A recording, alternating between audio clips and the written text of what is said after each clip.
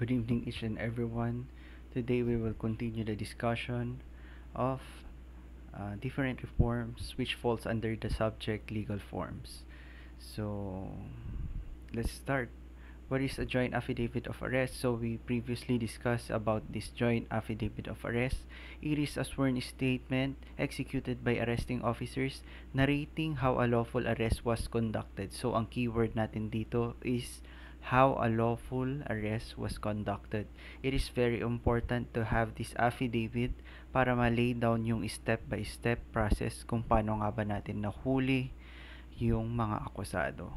So, we previously discussed this affidavit of arrest, but then I am reiterating this because it will form part of your midterm exam. So, what is its importance? It serves as a documentary evidence in criminal proceedings, validating the legality of an arrest. So, ang pinaka-focus ng joint affidavit of arrest, it is the legality. Kung legal ba ang pag-aresto. So, step-by-step guide. First, begin with the title and personal details of the affiants. State the facts or incident chronologically and clearly. Affirm the truthfulness of the statement and sign before an officer authorized to administer oaths. So, let's proceed sa ating example. So, joint affidavit of arrest. Sa first part, the personal circumstances of the affiants. So, we, PO1 Benjamin Magdangal and PO1 Charles Deacon, both of legal ages, bona fide members of the Philippine National Police, or PNP, and presently assigned at Digos City Police Station, after having been duly sworn to in accordance with law, do hereby depose and state that. So, next are the facts. So at around 11 in the evening of January 4, 2017, Antonino R. Quirino, 29 years old, Filipino single, security guard, and Joey Alpay, 31 years old, Filipino married, a carpenter, both residents of Purok Islam, Lopez Hena Extension, Barangay Zone 1, Digos City, personally appeared at the Digos City Police Station to report a shooting incident that transpired at around 10:30 in the evening of the same day at Sweet DG Lodging House and KTV Bar located at Barangay San Jose, Digos City, and identifying themselves as victims. A copy of the police blotter report dated January 4, 2017 is hereby attached as Annex A. So, ito yun naman yung personal circumstances ng mga informant. So, thereafter, our Chief of Police, Police Superintendent Demetrius Taipin, directed us to respond and proceed to the reported place of incident to verify the veracity of the aforementioned information and, if affirmative, to conduct an ocular investigation. With a PNP team led by Police Inspector Robert James Carumba, we acted on the information earlier reported to us and proceeded to Barangay San Jose, Digos City. Upon the arrival of the place of incident, we were personally informed by the one of the witnesses, a certain Carla Macan Santos, an entertainer working at Sweet DG Lodging House and KTV Bar, that she knows the identity of the suspects and their residences, since the latter are regular customers of the our aforementioned bar. So, furthermore, we were informed by the said Carla Macan Santos that the suspects hurriedly escaped right after the shooting incident, carrying with them the handgun used, and thereafter boarded on two motorcycles as getaway vehicles. While conducting an ocular investigation of the place of the incident, we found four shell casings of bullets. A photograph of shell casings of bullets collected in the place of incident is hereby attached as Annex B. We immediately informed our office or unit, confirming that the incident shortly thereafter, in coordination with Sula Police Station and together with Carla Macan Santos, we conducted a hot pursuit operation. So, tandaan nyo, what is a hot pursuit operation? In the residence of the suspects at Barangay Makinli, Solop, Davao del Sur. Upon arrival there at Donato Bacnot, aka Boy Maldito, 33 years old, Filipino laborer single, and Francisco Dongkoy alias Payat, 34 years old, Filipino laborer, married, both residents of Barangay Makinli, Sulop, Davao del Sur, were both arrested upon the positive identification made by witness Carla Macansantos and recovered from the direct possession and control of Donato Macnot is one caliber 38 pistol with one bullet in the cylinder bearing serial number. So a photograph of the confiscated caliber pistol is hereby attached as Annex C. So ito fax na lang siya. So we execute this affidavit to attest the veracity of the aforementioned facts and to support the filing of appropriate charges in court against the arrested suspects. In witness whereof, so papanotaryo yan. So signed by PO1 Magdangal and PO1 Dicol. Ayan. So next is affidavit of witness. What is an affidavit of witness? It is a written statement. So paulit-ulit lang tayo sa affidavit. It is a written statement of facts sworn by a person who witnessed an incident and an event relevant to a case. So what is its importance?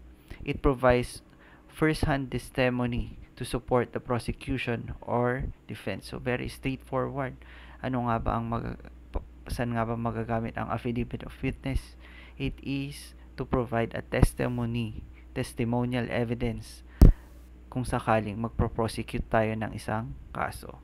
So, step-by-step guide, begin with the title and personal details of the affiant or affiants, state the facts or incident chronologically and clearly, and affirm the truthfulness of the statement, and sign before an officer authorized to administer oath. So, very similar sila ng joint affidavit of arrest kasi andun sila sa family ng affidavits. So, example na tayo. Affidavit of witness. So, title. Next is the personal circumstances of the affiant. So, I, Mary Ann Codina, 40 years old, married, resident of Canada Street, Harmony Hills, Muzon, City of San Jose del Monte, Bulacan, after having been sworn in accordance with law, do hereby depose and state that I was present and personally saw the accused PO2, Daniel Pantaleon, committed the crime of homicide against the victim, Eric Garner. So, said act was done while PO2 Pantaleon was in the act of arresting Mr. Eric Garner on July 17, 2014. Ayan. So, said arrest was done in a manner in which the victim was held in a chokehold by PO2 Pantaleon and 4 other police officers when Mr. Garner was trying to break up a fight between the group of teenagers in the same area. I can clearly hear Mr. Garner telling the police officers that he cannot breathe a number of times while laying face down and in a chokehold position. So, nasasakal siya as he was being arrested by the said police officers and held by PO2 Pantaleon. I remember even telling the police officers, for goodness sakes, he is saying he can't breathe, do something, but nobody paid me any attention. So I was able to witness how Mr. Gardner passed out and there was not any attempt in trying to resuscitate him by the same police officers. I saw him being loaded in an emergency van. A few minutes later, is still unconscious. So later, heard on the news that Mr. Garner died because of the said manner of arrest done by PO2 Daniel Pantaleon and his co-officers. So I executed this affidavit to attest the truthfulness of the foregoing facts and to support the filing of criminal cases against Pantaleon for violations of Article 249 of Revised Penal Code. So, signed by Codina. So, very easy lang ang paggawa ng affidavits. Dapat knowledgeable kayo sa paggawa ng affidavits kasi another charge pa yun kapag magpapagawa kayo sa abogado. Dapat may format na kayo para ipapanotaryo nyo na lang. So, number 3, application for search warrant. What is an application for search warrant? It is a formal request filed before a judge to authorize a search of a place or person suspected of concealing evidence. So, search warrant, si judge ang nag-i-issue niyan, lagi niyong tatandaan. So, it ensures that the search complies with the constitutional safeguards against unlawful searches and seizures. So, begin with the title and personal details of the affiant na naman. State the facts or incident chronologically and clearly. Affirm the truthfulness of the statement and sign before an officer authorized to administer oaths. So, let us check the example. So, letterhead, Republic of the Philippines, Regional Trial Court, 4th Judicial Region, Branch 36, Calamba City, Laguna. People of the Philippines versus Sanderford. So, yung address niya, Purok, Barangay Malinta, Los Baños, Laguna. Search warrant number 09-9521 for violation of RA 10591. So, application for search warrant. The undersigned police applicant of Los Baños Municipal Station, Los Baños, Laguna, after having been duly sworn in accordance with the law, do hereby depose and state to wit. So that the above named respondent who may be found at Purok 6C, Barangay Malinta, Los Baños, Laguna are in possession, control, and direct custody of one unlicensed caliber 45 pistol and undetermined number of ammunitions concealed in their house in closed receptacles and premises in the above mentioned. So, makikita nyo dito, very particularly described. Nasa rules yan. Kasi hindi pwedeng maging fishing expedition ang isang search warrant. So, that the undersigned has verified the report and found out to be fact and has therefore reason to believe that a search warrant should be issued to enable the undersigned to take possession and bring to his honorable court, to this honorable court, the above mentioned properties and other items relative thereto. That the said persons is a private individual and not authorized to keep and possess the above stated handguns. Kasi nga, di ba, ang elements nung unlawful possession is dapat authorized siya. Dapat hindi siya authorized. So, kaya sinasabi natin dyan, nililayout nila yung elements, not authorized to keep. Kasi kung authorized ka naman, ibig sabihin, legal yun. Okay? So that the undersigned has verified the report and found it to be fact, and therefore has reason to believe that the search warrant should be issued to enable the undersigned to take possession and bring to this court the following described property. So, very particular this described, tingnan nyo. 1 unlicensed caliber 45 pistol, undetermined number of ammunitions. That compromise is possible on any planned enforcement action against the respondent due to established connection or association with the elements of local police, court and prosecution personnel, and local politicians in Los Baños, Laguna. That while the premises so be searched is within the territorial jurisdiction of Los Baños, Laguna, requirements of confidentiality and avoidance of the very real possibility of leaks which could render the search warrant ineffective if applied for with the Court of Los Baños, Laguna, the undersigned is compelled the application for search warrant before this court. This court belongs to the same judicial region in accordance with Rule 1266, Section 2, Paragraph B of the revised Rules of Court, dapat yan, in the Philippines as amended. Wherefore, the undersigned most respectfully prayed to this honorable court that a search warrant be issued authorizing any law enforcers to search the house and the premises of the above mentioned respondent to seize and surrender to this honorable court, and the property mentioned above to be dealt with as the law directs. So, Calamba City, Laguna, July 15, 2022, signed by the applicant. As you can see, meron siyang confidentiality kasi paano kung malalaman nila magkakaroon ng leak ng search warrant, may itatago na nila. So, dapat very confidential ito para magkaroon tayo ng proper service nitong search warrant or proper implementation. Okay? So, another is yung part niya, so yung jurat niya, subscribed and sworn to before me this 15th day of July 2022. Signed by the judge.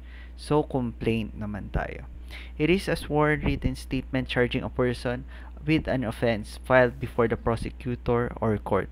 So, bakit nga ba importante ito? It initiates. So, bakit siya tinatawag na initiate? It starts the criminal or administrative proceedings. So, dun sa step-by-step guide, very similar. So, Republic of the Philippines. Let's proceed to the example. Republic of the Philippines, DOJ, National Prosecution Service kasi under siya ng Office of the Provincial Prosecutor. So, Office of the City Prosecutor, City of Muntinlupa. The people of the Philippines, the complainant versus Victor Guevara responded. So, IS number 12345 for bigamy, Article 349 Revised Penal Code. Complaint affidavit. So, si Yvonne Aguiluz Guevara, of legal age, married, and a resident of 123 Malate, Manila, after being sworn in accordance with law, deposed and state that the respondent Victor Guevara and I met sometime in January 2012 while being schoolmates at San Bede College in Alabang and became sweethearts after a short courtship. So as we were both too much in love, we hastily got married on November 25, 2012 in a civil wedding ceremony solemnized by Mayor of the City of Manila. Copy of the certificate of marriage dated May 25, 2013 issued by the NSO is here to attach as Annex A. So NSO pa dati. Ngayon PSA na, Philippine Statistics Office. So ang old name ng PSA is National Statistics Office. After our wedding, we lived together as husband and wife in our conjugal dwelling in Sierra Subdivision, Manila City. Several months into our marriage, respondent began to exhibit his irresponsibility and no caring attitude. He would leave the house and would come back only after several days. Such behavior on the part of the respondent resulted in our quarrels and verbal altercations. Sometime in June 2013, we had a violent quarrel brought about by his rude behavior and his expression of animosity toward my parents. He did not approve of their frequent visits in our house. Kaya, bago magpakasal, always know your boyfriend or girlfriend. Dapat kilalanin yung maigi. Kasi, once kasal na, it is very hard to have an annulment. Very, very expensive na siya ngayon. So, sometime in June 2013, as we said earlier, may violent quarrel sila. After our quarrel, he left our conjugal dwelling and this was the last time I ever saw him. Since then, I had not seen, communicated, nor heard from him or about his whereabouts. So I returned to my parents' abode at Las Piñas and stayed then for about 2 months. To cope with the sudden turn of events in my life, I went to abroad, to Washington, D.C., USA. So, to unwind and for employment purposes as well, and came home after 2 years. Sometime in August 2015, a relative who works in the city of Muntinlupa informed me that my husband, responded Victor Guevara, has gotten married to another woman. So, yan yung gravamen ng offense na bigamy. It is entering to another marriage while the subsistence of the first marriage. So, in simplest terms, it is a second marriage during the subsistence ng previous marriage, previous valid marriage mo. So, a certain Janine Arguello in a religious ceremony solemnized by Father Ramonito Siquito at the Jerome Emiliani Church in the city of Muntinlupa. So, attached as Annex B. So, my marriage with the respondent Victor Guevara is still subsisting. Ayun. Isa kasi sa elements yan dapat i-layout natin na dapat subsisting pa yung previous marriage and has not been annulled or dissolved. His act of contracting a second marriage to Janine Arguello despite the subsistence of our marriage constitutes the crime of bigamy. So, yun yung gravamen or act na punishable under 349 of the Revised Penal Code. I executed the foregoing complaint affidavit to attest to the truth of facts stated and for the purpose of charging the respondent, whose last known address is Ayala, Alabang Village, Muntinlupa City. So, ayan, signed by affiant. Tapos, oath and certification niya. Ito yung jurat niya sa baba. So, ang very important din natin is information. So, kabisaduhin nyo rin tong paggawa ng information. People of the Philippines versus Victor Guevara, the accused.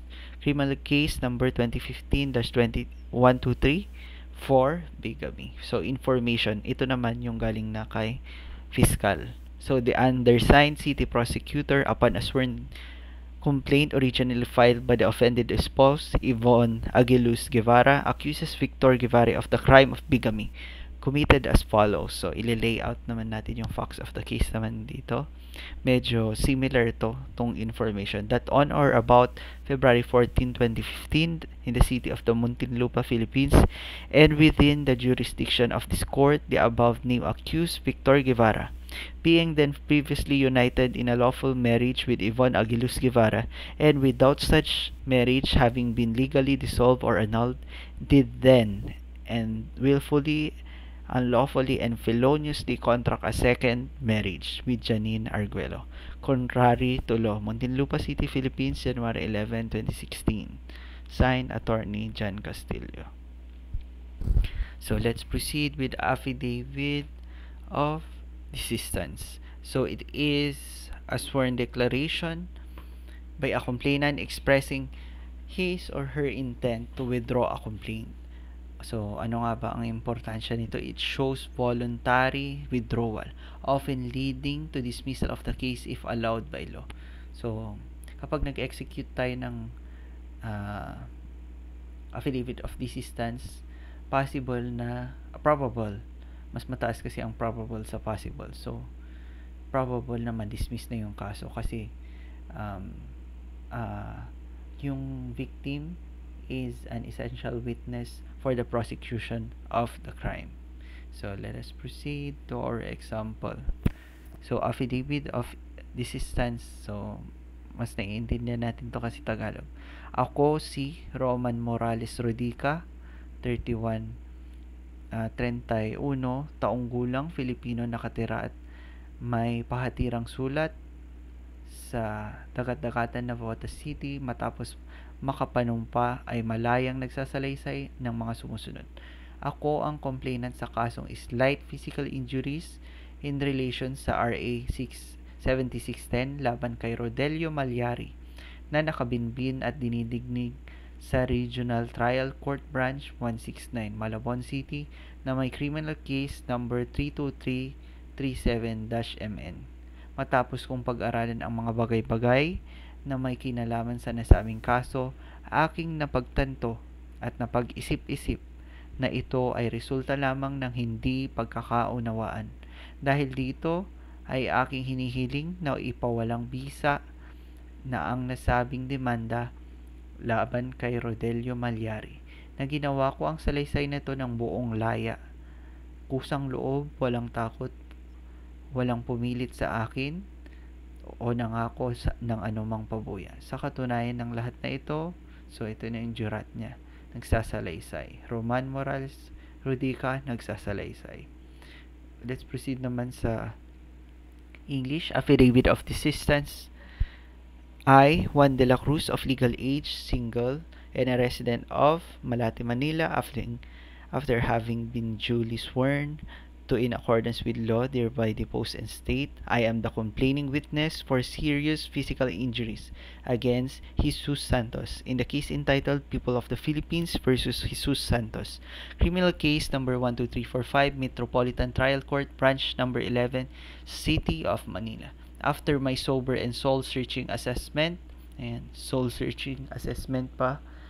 analysis of the incident, I have realized that because I was not wearing my eyeglasses and it was dark, I cannot point out without a doubt the accused or any other person so inflicted harm against me. So, hindi na daw nakita So, since I cannot state with certainty and without doubt the liability of Jesus Santos, in fairness to him, I am permanently withdrawing my complaint against him. I clear him of whatever responsibility or liability to me. I hereby inform the City Prosecutor of Manila that I am withdrawing my complaint for serious physical injuries in criminal case number 12345 entitled People of the Philippines versus Jesus Santos. Metropolitan Trial Court, Branch Number 11, City of Manila. I likewise request the Metropolitan Trial Court, Branch Number 11, City of Manila to dismiss with prejudice. So, kapag with prejudice, hindi na natin marirevive yung kaso kasi with prejudice na siya. So, in witness thereof, signed by the complaining witness, Juan de la Cruz, signed by the public prosecutor. So, next, number 6 is reply affidavit. What is a reply affidavit? It is a sworn written statement. So, basta affidavit, automatic. Dapat sworn written statement siya, responding to a counter affidavit. So, it clarifies or rebuts the defense assertions during the preliminary investigation. Proceed tayo sa example. So, Republic of Philippines, Department of Justice, ayaw ko, complainant, sa load ka, the respondent, for acts of lasciviousness. So, reply affidavit. Ayaw ko, 24 years old, Filipino single and resident of Digos Apartel, Digos City, Davao del Sur, states under oath as follows that I hereby reiterate and replead all the positions and arguments contained in my complaint affidavit as may be considered material and relevant in this reply affidavit. As can be gleaned by the counter affidavit submitted by the respondent, he merely concentrated on denying his acts of lasciviousness toward me on June 30, 2017 and accused me of committing the said felony. So, respondent wanted to convince the honorable office that it was I who tried to commit acts of lasciviousness against his person. So, I denied this accusation in the respondent's counter affidavit. So, ang reply affidavit, para lang siyang nagre-reply dun sa counter affidavit. Parang sasagutin lang natin yung kung ano yung answer na pinrovide nila. Ika-counter lang natin. So, just read this. Okay. So, next is rejoinder affidavit. What is a rejoinder affidavit? It is a reply to a reply affidavit or to clarify new matters raised by the opposing party. Ensures all sides are properly heard in the investigation. So, ang rejoinder after na to ng reply. So, what is, let's proceed to the example. Irene S. Tribunal, complainant, versus Alicia Sawakahan, respondent, falsification of documents and perjury. So, I, Alicia Sabakahan, of legal age, Filipino, rejoinder affidavit and with residence and postal address at Camellia East, Cavite, after having been duly sworn to and accordance with law, do hereby state under oath that as respondents in the instant case, I have been in the receipt of the reply dated October 29, 2019 and October as respondent in the instant case, I have been in receipt of the reply. So, medyo magulo yung kwan niya, pero ang important dito is I deny the allegations under paragraph 1 of the reply that the counter affidavit has no attachment in support thereof. So, may issue na prinout out. Kaya, tayo magre-reply. In truth and in fact, I have evidence to report the allegations in my counter affidavit, such as the deed of absolute sale executed between me and the complainant, deposit slip, and special power of attorney executed by the complainant. So, I specifically deny the allegations in paragraph 2 of the reply. So, very specific yung denial. Kasi kung hindi siya specific, parang ina-admit mo siya. Ayan. So, I specifically deny the allegations in paragraph 2 of the reply. The fact being, as the new owner of the real property subject of this case, by virtue of the deed of sale, I can dispose of the said property without the consent of the complainant. Siyempre, being the absolute owner of a property, you can dispose the property kasi acts of dominion yun. Acts na ikaw yung owner. So, I deny the allegations in paragraph 3. Paragraph 3 naman ngayon ang dinideny niya. The fact being the sale between me was absolute and without any condition. So, fully paid siya. Kaya unconditional yung kwan. Absolute nga eh. Absolute deed of sale. So, I deny. Paragraph 4 naman, ang dinideny niya. The fact being the complainant never presented evidence from handwriting expert that will prove that their signature was indeed falsified. Furthermore, the complainant and her husband appeared and signed the deed of sale before the notary public.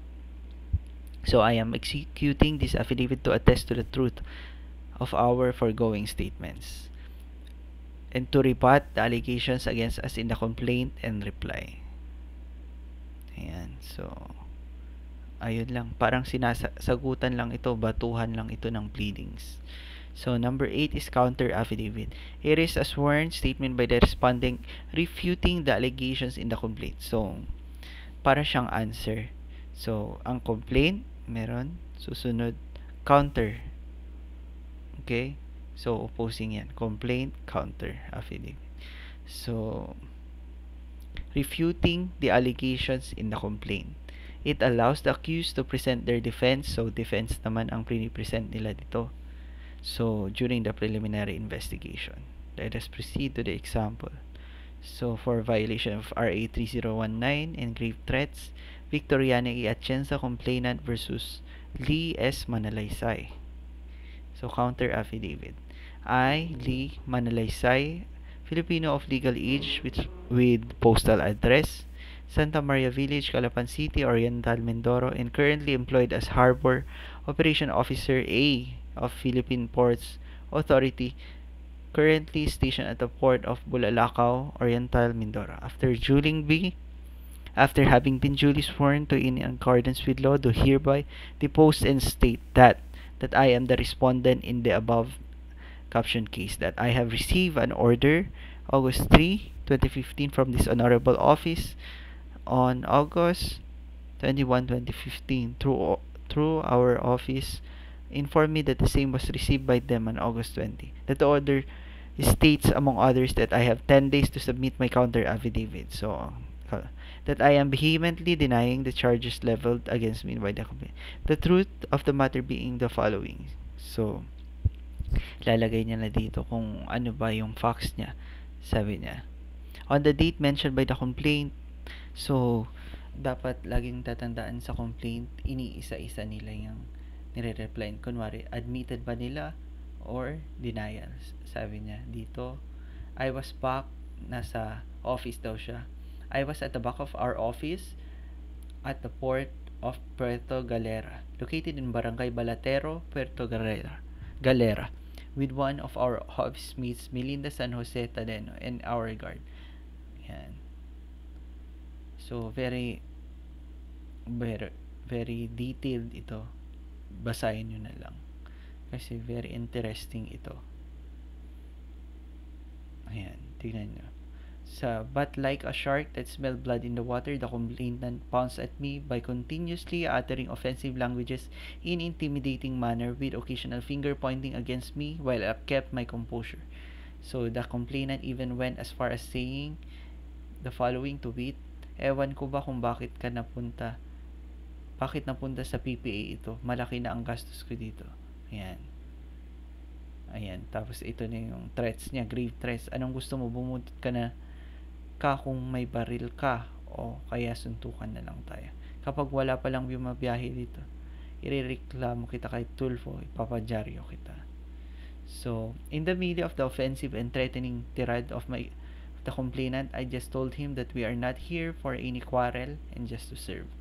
So, up to the last possible moment, I tried to register my apology if indeed he thought I acted inappropriately, but the same fell on deaf ears. Dapat cool lang tayo. Ayan. So, basahin nyo to. Very, very interesting. Ayan, nag-quote pa siya ng jurisprudence. So, very, very long ito. Basahin nyo na lang. Basta, it is the sentence construction, it is the police report writing talaga na very important dito. Yung kung paano nyo gawin. Marami namang mahanap na format, pero dapat alam nyo yung basic subject-verb agreement kasi mostly doon naman tayo tinatamaan sa grammar. Let's proceed to the next. Ayan. Affidavit of denial. So, what is an affidavit of denial? It is a sworn declaration denying involvement in or knowledge of a crime. It asserts innocence and contradicts accusations without presenting counter evidence. So, it is a denial. Dun sa title niya nga, it is a denial. So, what is an affidavit of denial? It denies. So, example, affidavit of denial. I, Jeffrey S. Martinez of legal age, so personal circumstances.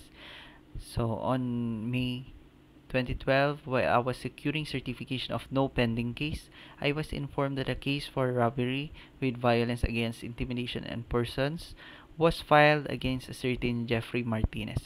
Upon verification, I came to know that the case is pending before the branch 21 of RTC with criminal case number 4982-08 and address of the said person is Golden City Subdivision, Salawag, Dasmariñas. Ayan, ito na yung denial niya. Ito yung important sa kwan. I am not the person subject of the above criminal case.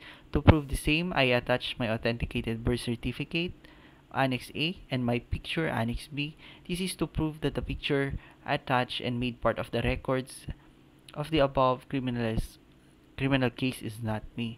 Also, I have never been a resident of Salawag, Dasmariñas, Cavite, as I am a bona fide resident of Tabon, Cavite. So, I was never involved in any robbery incident during my entire stay in Cavite.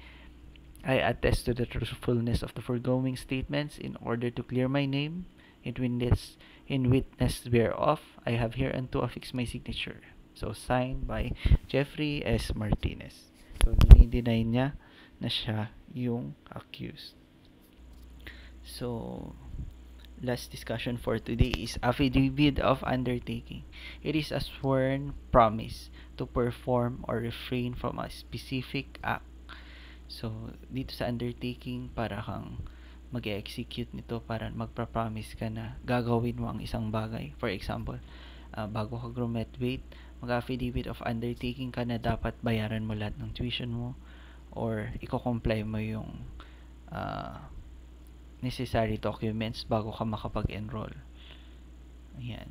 Kasi yung iba, di ba nakakapag-enroll sila minsan ng walang documents bago kayo graduate. It is very much important na meron kayong documents.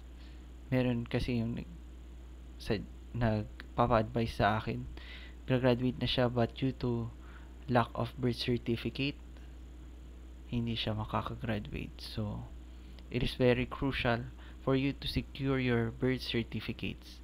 Lalo na yung nanay niya is nasa abroad, walang pipirma ng late registration niya. So, affidavit of undertaking, bumalik tayo. A sworn promise ito to perform or refrain from a specific act. It binds the affiant to legal accountability for compliance. So, example natin dito, affidavit of undertaking. I, Rosalinda Malyari Pangan, of legal age, Filipino, married, and resident of Purok, Rodora, Barangay Magsaysay Sur, Cabanatuan City, after having been duly sworn to in accordance with law, depose and say that I am the accused in criminal case number 23239 AF for Staffa before the RTC. I posted a cash bond of 9,000 pesos with the clerk of court, RTC branch 27. that I hereby bind myself. So, ito na yung undertaking. Always remember. Sa affidavit of denial, ang crucial dun is the denial. Dito naman sa affidavit of undertaking, ang crucial dito is yung undertaking na dapat niyang gawin, yung promise niya na dapat i-perform yung act or refrain an act. So, I hereby bind myself to appear and to be present at all stages of trial of the above untitled case when duly notified, failing which the court may declare me to have waived my rights to be present during the trial and the trial in absentia may proceed. So, ang trial in absentia meaning itatry na yung case niya, mag-proceed yung case niya kahit wala siya. Magiging waiver siya kapag hindi siya nakapag-appear. I-waive niya yung right niya to be present. Okay? So, yun lang. I will continue in the next for our finals. So, thank you and good night.